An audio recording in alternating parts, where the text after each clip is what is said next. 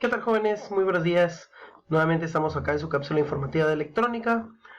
El día de hoy tenemos como tema unidades de medición eléctrica y su conversión. Vamos a leer un poquito del texto. Dice, para que se origine la corriente eléctrica es necesario que en el generador se produzca una fuerza electromotriz que cree una diferencia de potencial entre terminales o polos del generador. Es decir, tiene que crearse una diferencia de corriente eléctrica tanto en positivo y en negativo para que se genere una corriente. A esta diferencia de potencia se le llama voltaje. Esa es la tensión. Es el primer término que vamos a empezar a utilizar el día de hoy. Tensión. Luego, la cantidad de electricidad que pasa por un conductor en un segundo se le llama intensidad de la corriente. Se mide en amperios. Luego, la dificultad que ofrece un conductor al paso de una corriente eléctrica se le llama resistencia y se mide en ohmios. Bueno, como pudimos ver, tenemos tres escenarios. Tenemos el escenario de la tensión, que es la cantidad de electricidad que fluye. Tenemos también lo que es la intensidad de la corriente, que en este caso es el amperaje, básicamente es la fuerza con la que va la electricidad, y también tenemos la dificultad del conductor, que es básicamente la resistencia. ¿Qué tanto le cuesta al flujo eléctrico atravesar lo que es un material conductor? En este caso, como podemos ver acá, yo hice una pequeña tabla que nos va a servir. Mejor si tuvieran donde apuntarla para estudiarla posteriormente, sería magnífico. Tenemos acá lo que es intensidad, tensión y resistencia. Ahora bien, las unidades de medida o bien cómo se calculan es de la siguiente forma. Para calcular el amperaje es tomar el voltaje y dividirlo dentro del ohmiaje, o bien calcular cuántos voltios hay en el circuito y cuánta resistencia. Para calcular los voltios, muy fácil, vamos a tomar cuántos amperios hay en el circuito y los vamos a multiplicar por los ohmios. Esta es matemática básica, jóvenes, no hay mayor complicación en ello.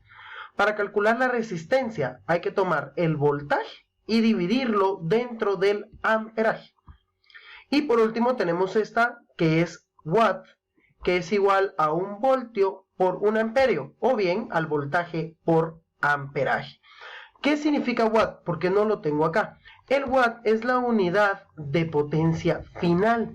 Es realmente cuánta potencia ejerce el equipo eléctrico o electrónico con el consumo de los anteriores. En este caso, yo tengo por acá este pequeño ejercicio ya resuelto.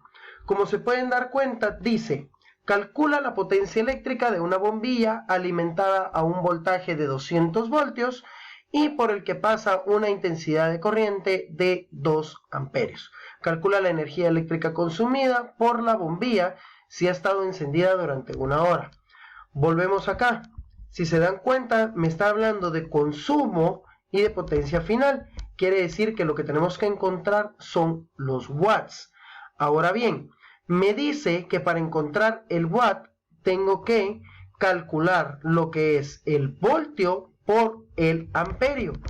En este caso nosotros ya tenemos por acá los voltios, son 220, y los amperios, que son 2.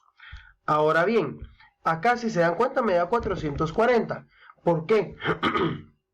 Dice que potencia, que en este caso son los watts, es igual a voltaje por intensidad. Quiere decir voltaje por amperios. Es decir, que potencia es igual a 220. ¿De dónde salió el 220? De acá, de los voltios.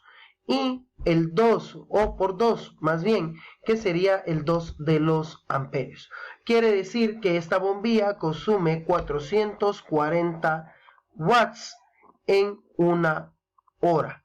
Ahora bien, ¿qué pasaría si acá, porque puede ser que se encuentre en ese escenario dentro de alguna prueba corta que realicemos, en el cual en lugar de un 1, tuvimos una falla técnica, en lugar de un 1 encontremos un 2? Pues sencillo, vamos a multiplicar este 440 por un 2, y quiere decir que en 2 horas esta bombilla me consume lo que son 880 watts. O bien lo que podría ser 0. En este caso sería 0.44 kW, o sea 0.4 kilowatts en una hora, o en 2 horas 0.8 o 0.88 kilowatts.